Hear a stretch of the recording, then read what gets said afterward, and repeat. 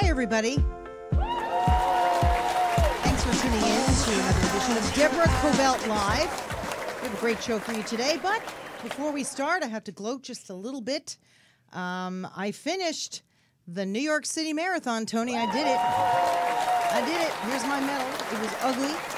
And by that I mean I was slow. I had my knee issues. By mile 20, I was absolutely ready to give up, and some real nice guy from Texas came over and said, "You can't give up now. How do you go? Where are you from, lady?" I said, "From Los Angeles, but I can't do anymore." He goes, "Look, I'm fat and I'm from Texas. If I can do it, you can do it." And he sort of helped me over the bridge in the Bronx, and then from there I just made it one mile at a time. And it's a real mental thing when you're doing a marathon and you're not naturally somebody who runs, a marathon in 3 hours. It's a real mental game that you're playing with yourself. Like, okay, can I get to 13? Can I get to 14? I'm going to stop at 15. All right, I'm at 15. I can make it to 17. It's just this whole mental thing. And then I'm popping Advils and Tylenols, and I hardly take any pills ever. So I just was determined to get through this thing. I'm proud of myself. I was a little frightened most of the weekend because I didn't know what was going to be happening, because so much is going wrong in this country. What happened in Texas is such a tragedy. There are no words. Today I was actually going to an appointment, and I was derailed because my streets were closed down in my own neighborhood because of a bomb threat. Someone apparently walked into a local coffee shop and dropped a backpack and said, "There's a bomb in it," and ran out. So there's copycat people. There's crazy people. Everybody, we got to be vigilant in our own neighborhoods. So I just wanted to start by saying that. And now, on to my guest, my very esteemed guest, Thomas Lee Wright. Thomas Lee Wright, thanks for being in the studio. Pleasure. Thank you. Thanks for letting me go from you, would you? Absolutely. You deserve it. That's outstanding. Thank you. I'm proud of myself. I really am. I mean, my knee is hurting today, and I don't know what's going to happen with that. But I did it, 2 marathons in 1 year, L.A. and New York. Wow. I'm done. That's amazing. You are the author of The Family Guide to Preventing Elder Abuse. This is a terrific book. We're going to get into it in a minute as to why you decided to write this. You are an author, you're a screenwriter, you're a filmmaker. And I will tell you, as I was sitting on the couch, icing my knee last night, I was talking to my husband about Last Flag Flying, which is your upcoming film that's coming out. And he went upstairs and I said, "Come back," because I saw a commercial for it. So it looks to be a terrific film. Oh, thank you. So I want you to talk to me about that too. Sure. Also, Edith+Eddie, that's a documentary that you've recently done about 2 older people, 96 years of age, an interracial couple who got together at a very older age, and very interesting story about that too. I want to know, this is an important book for anyone who has elderly relatives, friends, to read, because it's an easy read, it's a smart read. Why did you decide to write this? Thank you.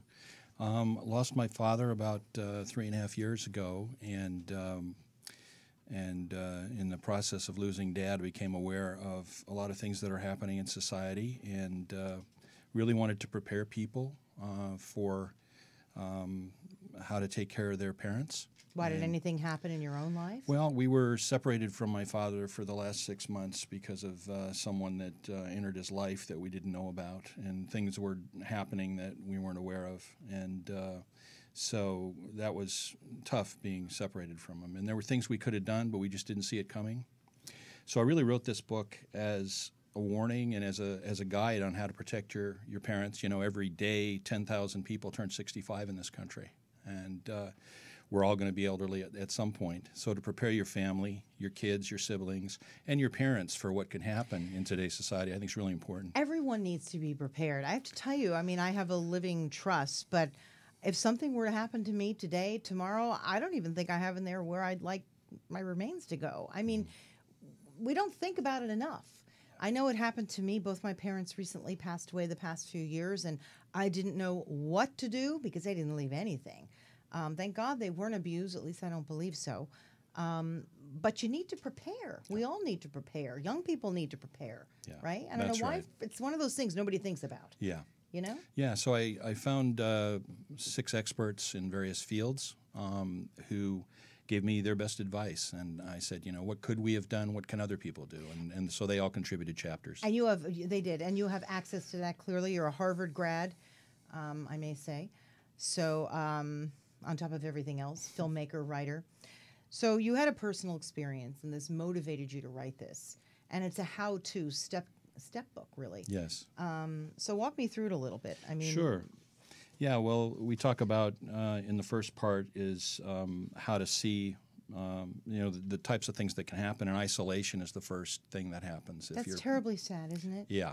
I have to tell you, one of my greatest fears is to be alone as an older person, because Absolutely. your kids go off and they're doing all kinds of things. That's right. And just you're alone, and neighbors sometimes don't check in on you, right? Yeah. So what do you do? I mean, Yeah. are you saying as a community we should get out and knock on doors more? I mean, what do you do? What do We you need look to for? visit our parents regularly. We need to be with them as often as possible. We need to stay in regular touch with them by phone and in person if we can. And then you have to monitor their health and their well-being and plan for illness, because everybody gets ill at some point in their older age. But some people don't have relatives to check in. Then That's what right. do you do? That's right.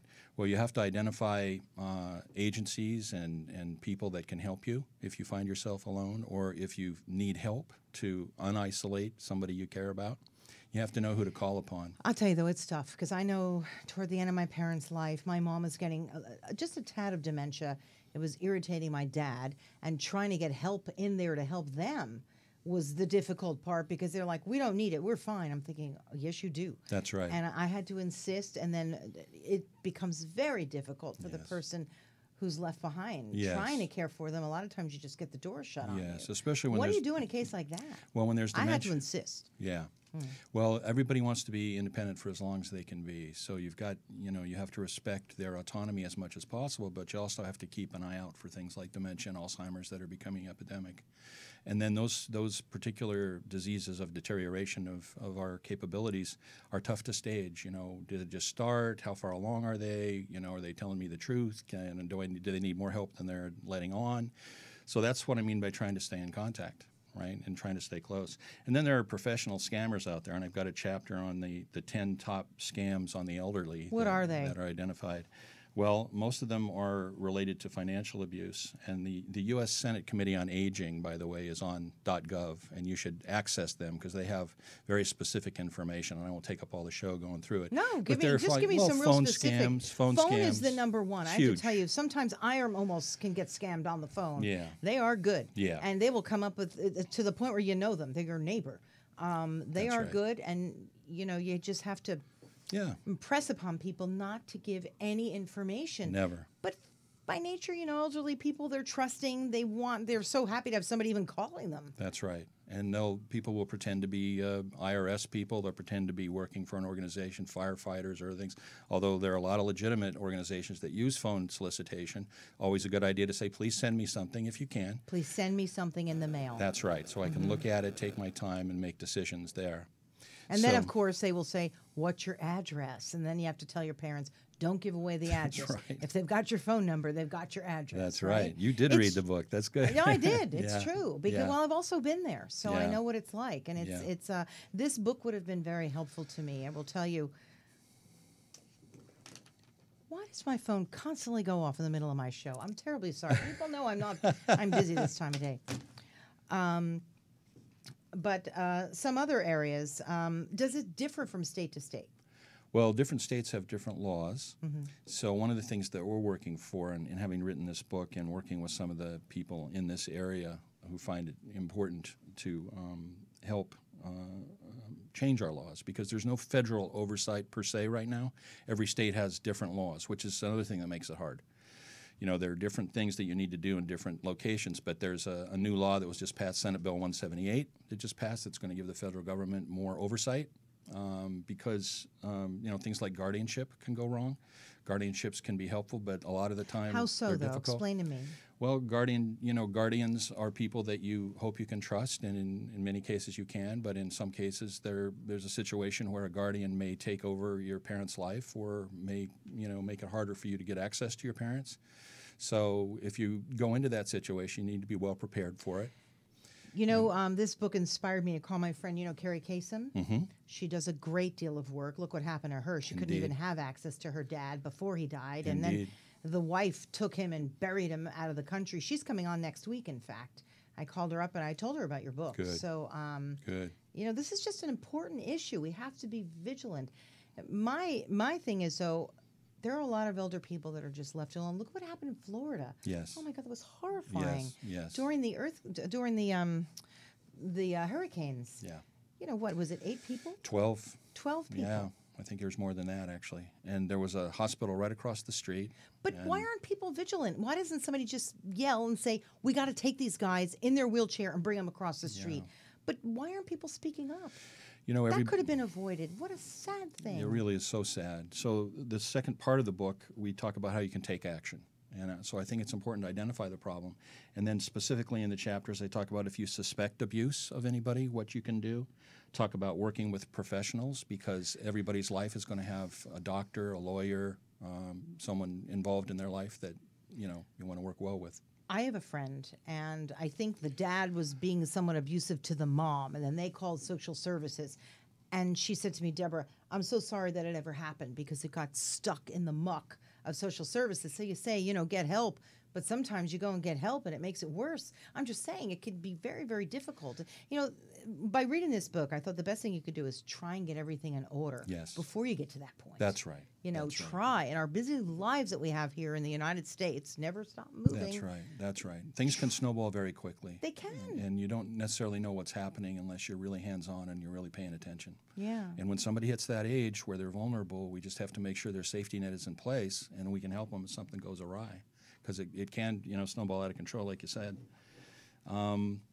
And then we talk about how if somebody is in an abusive guardianship, what they can try to do, or if we suspect abuse, what we can do to get them out of the situation. What can you how do? you pursue Don't justice. Like to be specific. Well, you need to identify advocates. I mean, there are law enforcement agencies, and we talk about, and again, it's different in every state, who you go to. See, that makes it difficult. It makes it difficult. Especially a lot of times, you know, you got mom and dad living in one state, you're somewhere else. How do you really intervene and help? That's right. And sometimes, when you in certain states, if a judge intervenes, your parent is snatched right away from you, and there's not a lot you can do if they make a determination that may or may not be the actual situation. Where are some of the best states, if you will, to grow old, where there are good services for people? I mean, Florida obviously comes to mind, but you know, not everybody can pick up and just go to Florida. But you know, some of the better services, if you will. It might be easier to identify some of the ones that, you know, historically are having difficulties, and where, you know, I mean, Nevada has had a lot of incidents of problems in their court system. Texas, Florida. I think it's the proliferation of people that, you know, go to places to retire, and the safety net may or may not be there for them. So yeah, it's and there are certain cases moving forward where they're trying to make things better. There are social justice advocates who are working hard to try to, you know, change things if they can.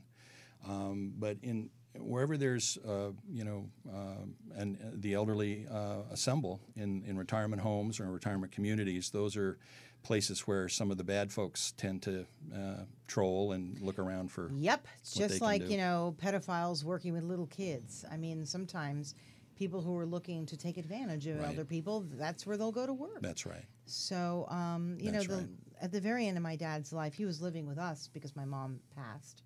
So he came and lived with us, and toward the end, I had to move him to a home because it was just too much for me to handle with 3 boys. And I felt so badly about it, I have to say. I mean, he got very good care, which I felt very grateful for. But when I walked in there and I was having dinner with him, I would look around and I would watch every single person. And I thought to myself, if there's one guy or girl in here that I suspect could not be kind to my dad, they would hear from me. So you really have to be an advocate. Yes, you do. You have to look around. Yes, you know? You need to be really vigilant. And the last part, I give specific action items, a checklist, if you will, of how to prepare. Because we're all going to get older. Well, chapter 10, we talk about how to record your loved one's wishes, because documents can be changed. Yeah, if you get somebody on video when they're still very coherent, cognizant, and you get their wishes on video, you have that forever. That's the main takeaway from this entire interview. Get your phone, right? Record them, and then what? Do you then take it over to the lawyers if there is a lawyer? I mean, at the very least, if you've got them recorded. Yes. Bingo. Give it to other family. Their wishes. Exactly, and you give it to other family members, and that's there forever. Because people can change signatures and change documents, but if you've got them personally looking right into a camera and saying what their wishes are, that's a really good way to protect them and make sure their story is well done. The other thing is to tell your parents' story and know how to tell your parents' story. So I have a journalist who goes through the ways that you can actually convey a narrative of your parents' life so that people understand who your parents are. So if things start to go awry or start to change or other people are representing them as coming from somewhere or doing certain things, you can refute that. And the narrative is really important. And it also, you need that to go to the authorities. Because you can say, you tell the authorities a story, you get upset, it's hard to tell a story. But if you do it in advance and you have a narrative of your parents' life, then the law enforcement can say, this person has got it together. They're telling a coherent, logical story. I understand what's happening. And when you get into an abuse situation, it's so hard because you're traumatized. And once you get traumatized, it's hard to be straightforward and succinct and coherent. When you say abuse, are we talking primarily caretakers? Are we talking family members? All of the above? I mean, what's the primary abuse with when it comes to elder abuse? Yeah, unfortunately, it can be anyone. Yeah. And it really can. But as your loved one is getting older, you just have to really monitor who it is that has access to them. And you want to vet them carefully if they're a professional or if there's someone that sees them on a regular basis. And then you want to look out for their future and make sure that there are people that you trust, that they trust, and that the family can depend upon. Because when the chips are down, you want to have, if you will, an A team, or SEAL Team 6 that can really help you if something goes awry. I want to say this is a very easy read, too, because I read it yesterday. It's a smart read, an easy read, and if you're entering those years, I would just say pick it up because it's just easily, the chapters are easy. You can find what you're looking for. I mean, it's a terrific book. Thank you very much. But did this motivate you to do your documentary, Edith+Eddie? Well, it's interesting. We've been working on a full-length documentary now for about a year and a half. And what is that? It's a story about elder abuse in America. Edith+Eddie, I'll talk about in 1 second, but the one we're working on currently that came about directly because of my father's experience. What happened in our family, I began to discover that this kind of suffering was going. I became more aware of the suffering of others, really. And we started hearing stories and looking into things that this type of thing is happening, isolation of elders, exploitation of elders all around the country. Would you mind telling me what happened with Dad? Well, just that he was, someone entered his life, and in the state of Washington. Like a dating kind of person, you mean? Or well, a friend, someone we thought was a friend. And that person inserted themselves into my father's life, and we didn't realize how far they did that. And in the course of the film, I bookend the film. The beginning is my father's story, the end is my father's story, but in between is the journey we went on finding out how this was happening all over the country. And so we shot in 6 different states. And each story is a little different, but all of them have certain commonalities. That there's a person who exploits. We don't really have a working title yet. So you're currently working on that. Currently working on it. We hope to be done early next year, and we're editing and doing some final shooting. But so Edith+Eddie also, we thought we were shooting a love story between 2 people in their mid-90s. And it's a 29-minute film, and it seems to be getting, very well received. Wait, is this based on 2 real people? 2 real people in the state of Virginia. So Edith+Eddie were getting it on in their mid-90s and dating, and was it an enjoyable relationship with these 2? I mean, what's it about? They met and fell in love. They were playing the lottery together and got to know each other, and then decided they wanted to get married in their mid-90s. God, that's adorable. It's a wonderful story, and the first 15 minutes of the movie are about their relationship and their love story, and it's really kind of a Romeo and Juliet situation. And in the last half, without giving too much away, things tend to go awry. With because some similarities to what we've been talking about. Or because of people coming into their lives and taking advantage? Probably a little bit of both. And I mean, that's when people do take advantage. That's when your health starts to slide a little bit. You become more vulnerable. So, but in their case, they really were doing okay until other people intervened and began to dictate the way they should live their life and where they should live their life, and that affected their relationship. So I mean, that's getting a lot of critical acclaim. So we've been very fortunate. It's done well in the film festivals, and it's an awfully good film. The filmmaker Laura Checkaway just did a terrific job. She's a wonderful documentary filmmaker. Her last film, Lucky, she spent 6 years on. This one she's worked on for 3 years. And you've got another film, a commercial film, really, Last Flag Flying. Yeah.